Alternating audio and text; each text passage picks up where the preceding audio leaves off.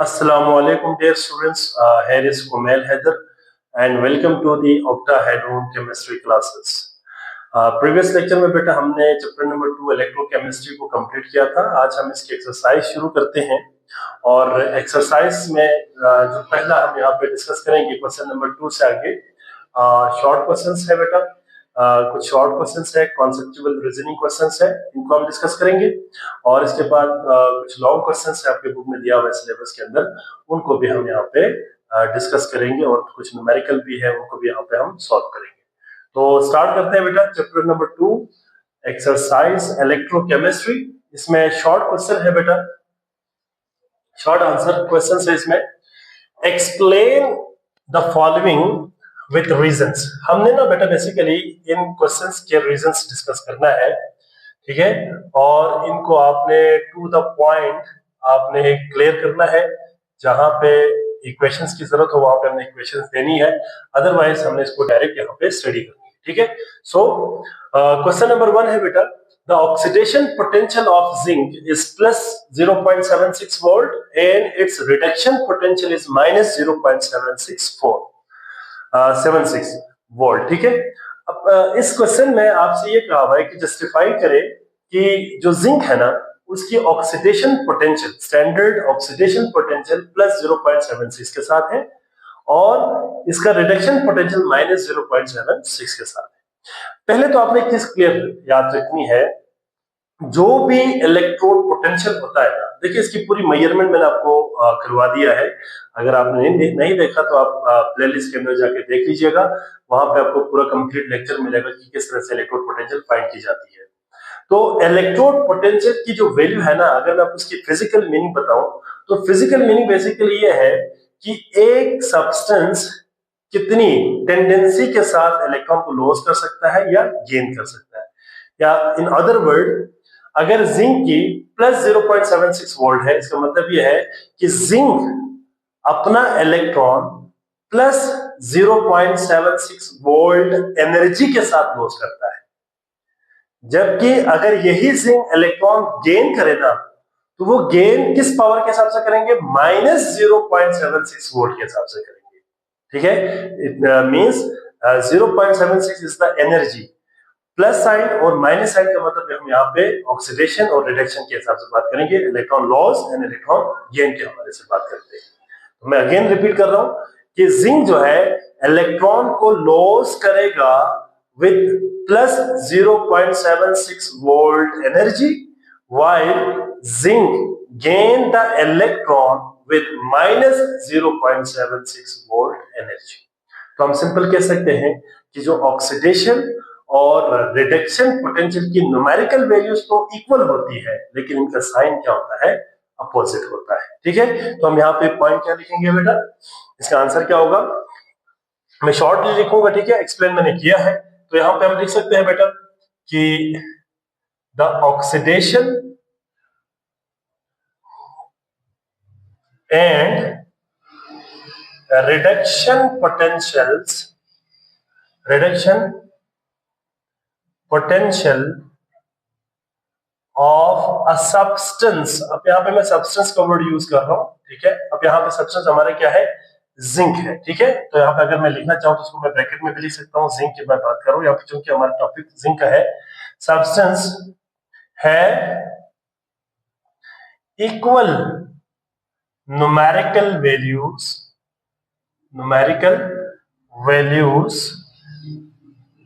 But have opposite sign, ठीक है। इनकी साइन क्या होती है बेटा, अपोजिट होती है। अगर हम जिंक के केस में इलेक्ट्रॉन लॉस करवा देना बेटा, तो जिंक जो है जब इलेक्ट्रॉन लॉस करता है तो +2 बनता है, साथ में 2 इलेक्ट्रॉन लॉस करेगा। अगर यही जिंक इलेक्ट्रॉन को गेन करते हैं जिंक आयन, तो ये क्या होगा बेटा, Zn सॉलिड बनेगा। मैं यहाँ पे सॉलिड फिजिकल स्टेट मेंशन नहीं कर रहा, वैसे भी हमने पहले पढ़ा हुआ है। तो हम यहाँ पे कह सकते हैं बेटा, देखिए कि E नॉट, अब मैं यहाँ पे लिख रहा हूं ऑक्सीडेशन, ठीक है, E naught oxidation is equal to क्या होगा बेटा, इसको हम अभी फाइंड कर लेते हैं, ठीक है। E not reduction E nought reduction कितना है, -0.76 वोल्ट। ठीक है, अब हम यहाँ पे ऑक्सीडेशन की वैल्यू अगर निकालना चाहे ना, आप निकाल भी सकते हैं, वैसे मैंने अभी आपको बता भी दिया। तो यहाँ पे जरा देखिएगा, ई नॉट ऑक्सीडेशन किसके बराबर होता है बेटा, अभी मैंने आपको कहा E nought oxidation is the minus of, क्या है, minus of E nought reduction, मतलब ई नॉट रिडक्शन की वैल्यू, और माइनस का मतलब यहाँ पे क्या है बेटा, माइनस का मतलब सिंपल आप ये समझ ले कि अपोजिट।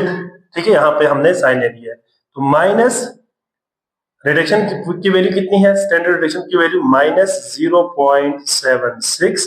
इसको सॉल्व करें तो माइनस माइनस क्या हो जाएगा, plus 0.76 volt.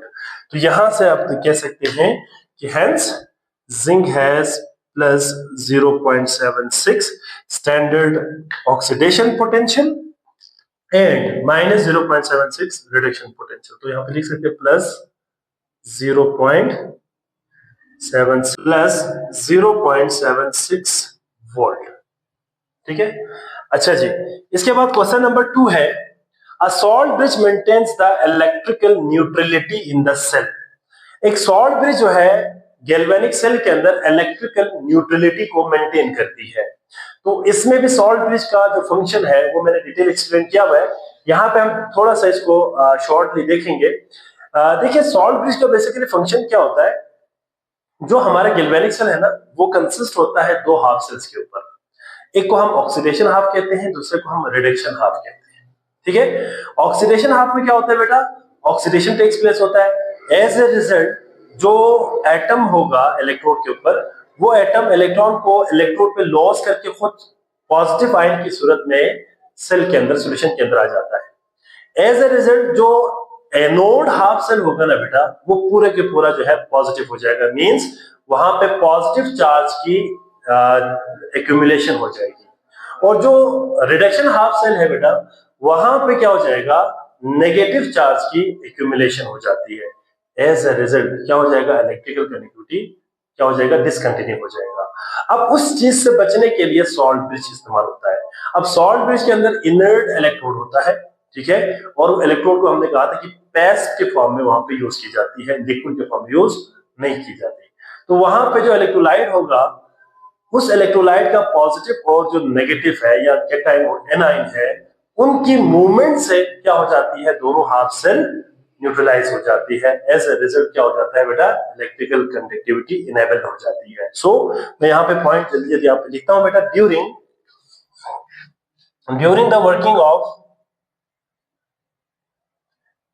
The working of a cell, एक सेल की वर्किंग के दौरान क्या होगा बेटा, एनोड पे ऑब्वियसली ऑक्सीडेशन होगा बेटा, लॉस ऑफ इलेक्ट्रॉन होगा। जब लॉस ऑफ इलेक्ट्रॉन होगा ना बेटा, तो यहां पे एनोड के ऊपर क्या होती है, यहां पे एनोड के ऊपर पॉजिटिव आयन एक्यूमुलेट होता है,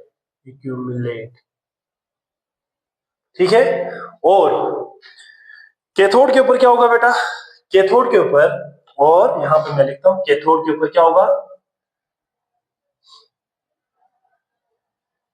कैथोड के ऊपर गेन ऑफ इलेक्ट्रॉन होता है बेटा, गेन ऑफ इलेक्ट्रॉन। ठीक है, जब गेन ऑफ इलेक्ट्रॉन होगा तो वहां पे क्या होगा बेटा, वहां पे होगा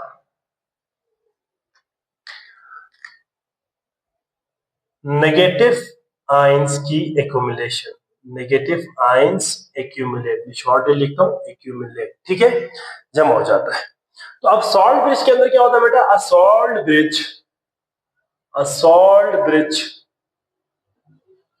contain inert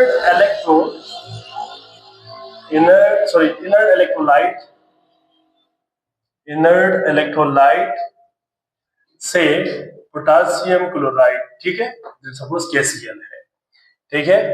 अब ये क्या करेगा बेटा, द मोमेंट ऑफ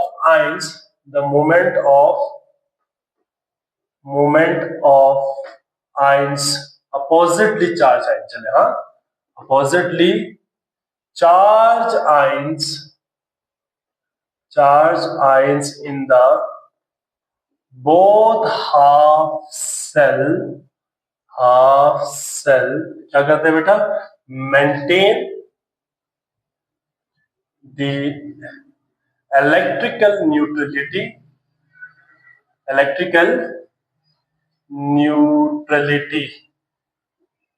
ठीक है, electrical neutrality. Hence salt bridge prevent the net charge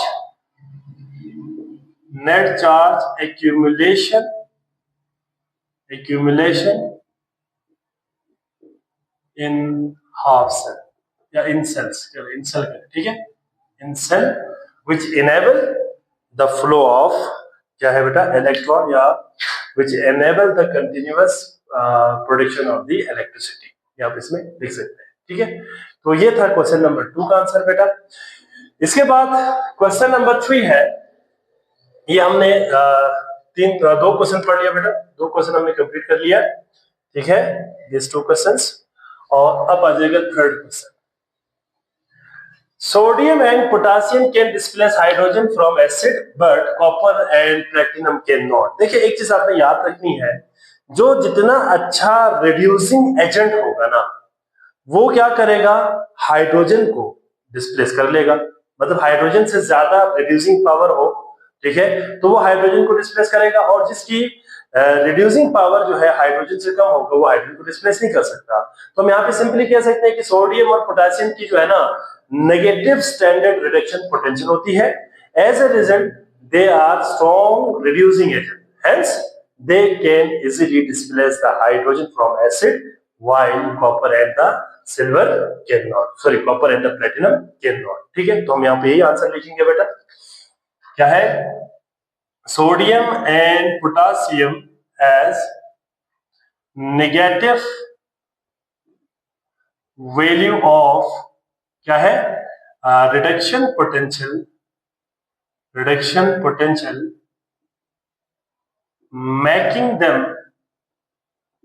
making them a strong reducing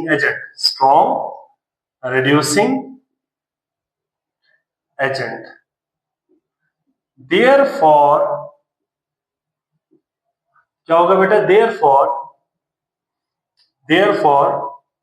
Na and K can displace hydrogen, या हाइड्रोजन को डिस्प्लेस कर सकता है, हाइड्रोजन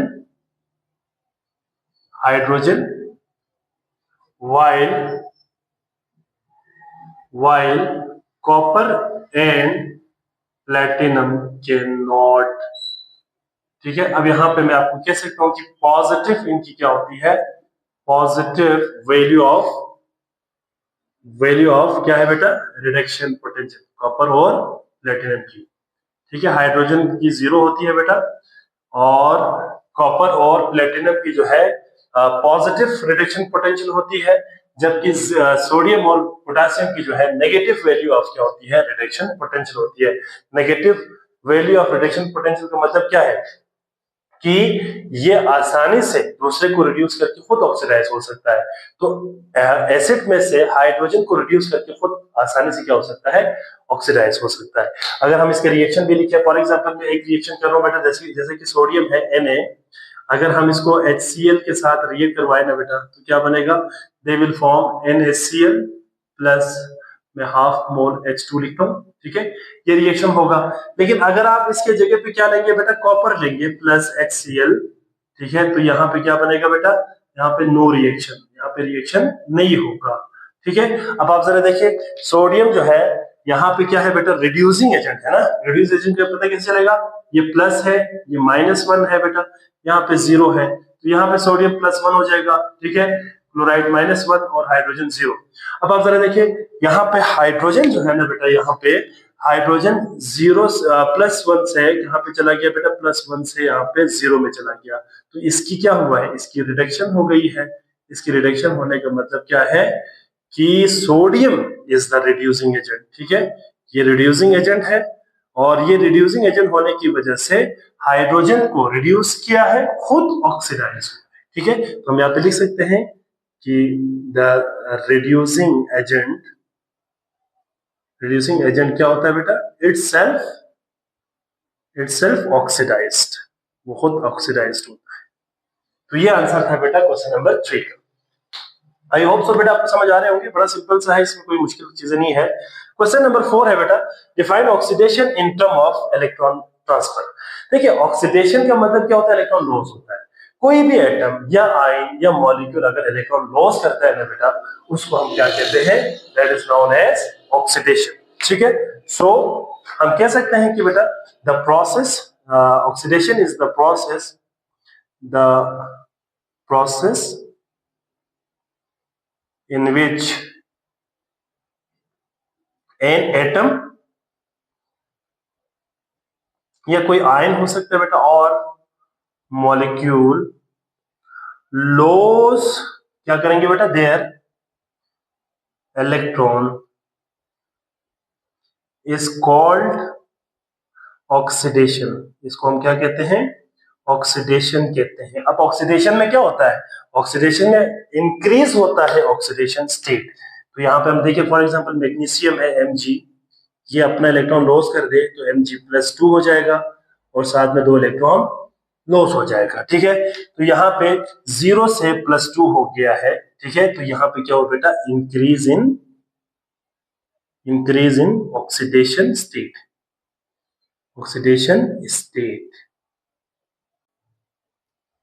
अच्छा जी, तो ये था बेटा हमारा क्वेश्चन नंबर 4 का आंसर। ठीक है, क्वेश्चन नंबर 5 बड़ा सिंपल सा है बेटा, what is the oxidation state of oxygen in H2O2। ठीक है, अच्छा इसमें ना बेटा एक चीज आपने याद रखनी है कि ऑक्सीजन की ऑक्सीडेशन स्टेट नॉर्मल ऑक्साइड में -2 होता है, पर ऑक्साइड में -1 होता है, और सुपर ऑक्साइड में क्या होता है, -1/2 होता है।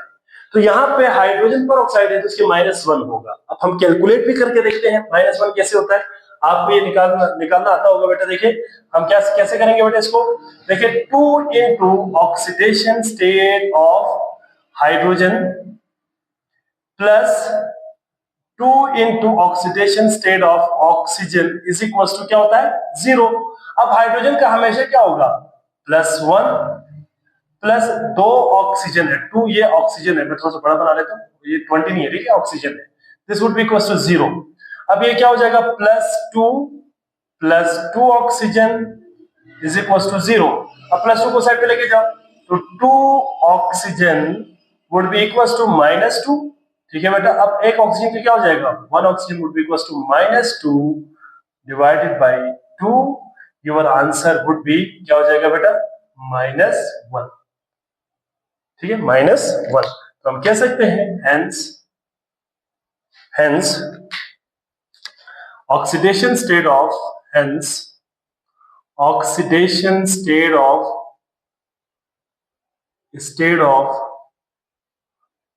oxygen in H2O2 is -1। देखिए पर ऑक्साइड में -1 आ रहा है। ठीक है, तो ये था बेटा क्वेश्चन नंबर 5। इसके बाद आते हैं question number 6, identify the reducing agent. आपने इसमें से रिड्यूसिंग एजेंट को आइडेंटिफाई करना है। ठीक है, अब आपको पता है कि बेटा देखिए रिड्यूसिंग एजेंट क्या होता है, दूसरे को रिड्यूस करके खुद ऑक्सीडाइज होता है। तो हम सिंपल यहाँ पे कह सकते हैं इनमें से जो एटम ऑक्सीडाइज हुआ है वही हमारा क्या होगा, सॉरी जो हमारा एटम जो है ऑक्सीडाइज हुआ है वही हमारा क्या होगा, रिड्यूसिंग एजेंट होगा। तो हम यहाँ पे कह सकते हैं कि बेटा रिड्यूसिंग एजेंट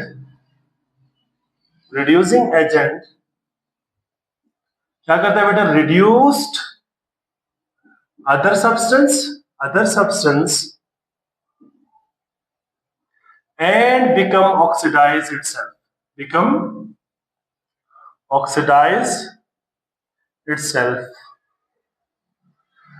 ठीक है, itself in the above reaction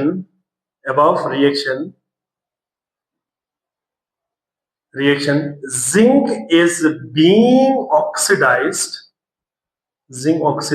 हो रहा है, therefore the reducing agent reducing agent in the above redox redox reaction is zinc. ठीक है, तो यहाँ पे हमारा इसका आंसर भी क्लियर हो जाता है। इसके बाद क्वेश्चन नंबर 7 जो है ना बेटा, वो आपकी फॉर्मेटिव है। विंकलर जो मेथड्स है उन्होंने वो सवाल पूछा हुआ है, तो वो आपके सिलेबस में नहीं है, तो मैंने उसको यहाँ पे मेंशन नहीं किया हुआ। तो क्वेश्चन नंबर 6 के बाद मैं क्वेश्चन नंबर 8 करता हूँ, 7 आपकी फॉर्मेटिव है। ठीक है, क्वेश्चन नंबर 7 है बेटा, explain what happened at the anode during the electrolysis of aqueous NaCl।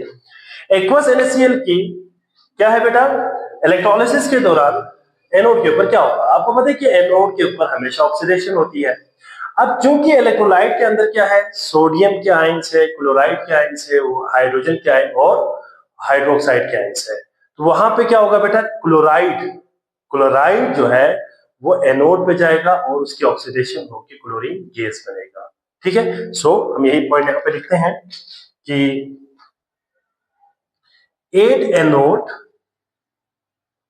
Oxidation reaction is takes place.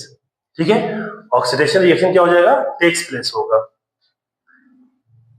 The electrolyte, यहां पे क्या है, इलेक्ट्रोलाइट NaCl का सोल्यूशन है ना, इलेक्ट्रोलाइट कंटेन कौन कौन से आयन है बेटा, contain sodium ion, chloride ion, hydrogen ion and OH negative ion. ठीक है, therefore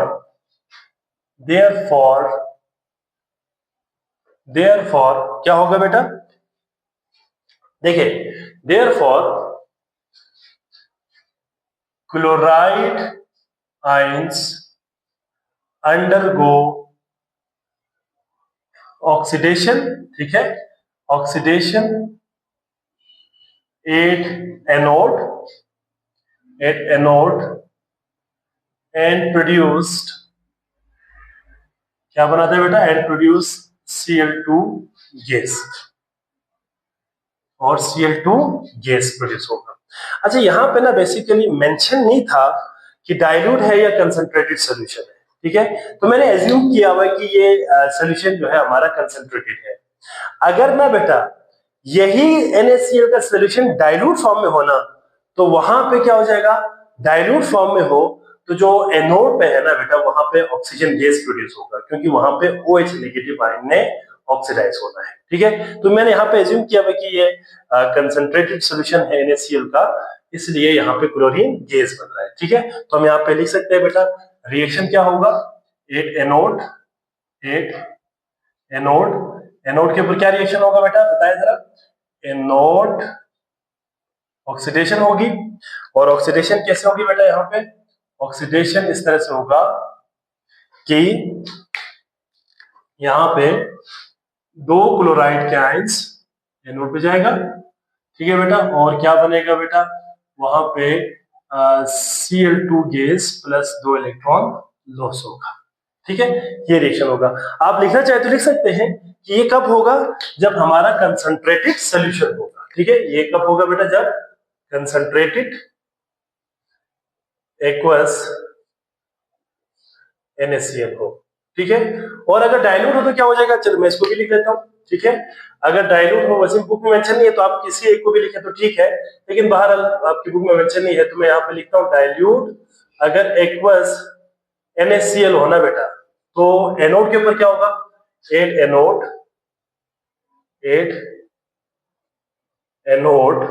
यहाँ पे कौन सा रिएक्शन होगा बेटा, मैं उसको वैसे लिख देता हूँ। ठीक है, लेकिन आप इनमें से एक को लिखें तो भी काफी है, बाहर मैं दोनों को लिख देता हूँ। तो यहाँ पे क्या होगा बेटा, मैं डायरेक्ट रिएक्शन लिखता हूँ बेटा, 4OH नेगेटिव आयन कहाँ पे जाते हैं, ये एनोड पे जाएगा और दे विल फॉर्म, क्या बनाएगा, 2H2O प्लस O2, साथ में 4 इलेक्ट्रॉन्स लॉस होता है। ठीक है, ये सारा मैंने पहले डिस्कस किया हुआ है। तो यहाँ पे 4 इलेक्ट्रॉन लॉस होता है, ठीक है। तो ये रिएक्शन होगा, लेकिन मैंने यहाँ पे जो स्टेटमेंट लिखी है ना बेटा, वो मैंने कंसंट्रेटेड के हिसाब से ऊपर मैंने लिखा है कि यहाँ पे ion undergo oxidation and produced क्या हो जाएगा बेटा, क्लोरीन गैस मैंने लिखा है। बहरहाल आप अगर दोनों लिखना चाहते हैं तो दोनों लिख सकते हैं, ठीक है। आप क्या लिखेंगे बेटा कि in case of concentrated aqueous solution of NaCl, chlorine gas is produced at anode, ठीक है। while in the dilute aqueous solution of NaCl क्या होगा बेटा, oxygen gas is produced at the anode। ये आप लिख लीजिएगा, ठीक है। बार मैंने दोनों को मेंशन कर दिया है। इसके बाद क्वेश्चन नंबर 9 है बेटा, what does positive potential indicate about a substance tendency to gain electron. मतलब देखिए, अगर आपका जो सब्सटेंस है उसकी स्टैंडर्ड रिडक्शन पोटेंशियल की वैल्यू पॉजिटिव में है, तो इसका मतलब क्या है, ठीक है। इसका मतलब ये है कि वो आसानी से इलेक्ट्रॉन क्या कर सकता है, गेन कर सकता है। तो हम यहाँ पे सिंपली कह सकते हैं कि जिसकी पॉजिटिव इलेक्ट्रोड पोटेंशियल होगा बेटा, वो सब्सटेंस अपने आप को क्या करेगा, जल्दी रिड्यूस करेगा, ठीक है। तो यही पॉइंट हम यहाँ पे लिखेंगे बेटा। A positive, मैं इसको डायरेक्ट लिखता हूं, a positive standard electrode potential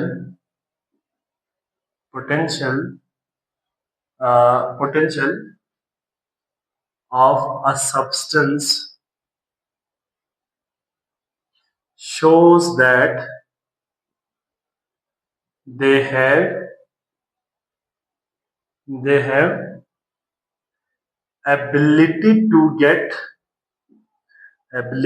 get reduced, मतलब इलेक्ट्रॉन गेन करेंगे ना, to get reduced means क्या है, ऑक्सीडाइजिंग एजेंट, ये ऑक्सीडाइजिंग एजेंट होगा, ठीक है बेटा, टू गेट रिड्यूस्ड, ठीक है।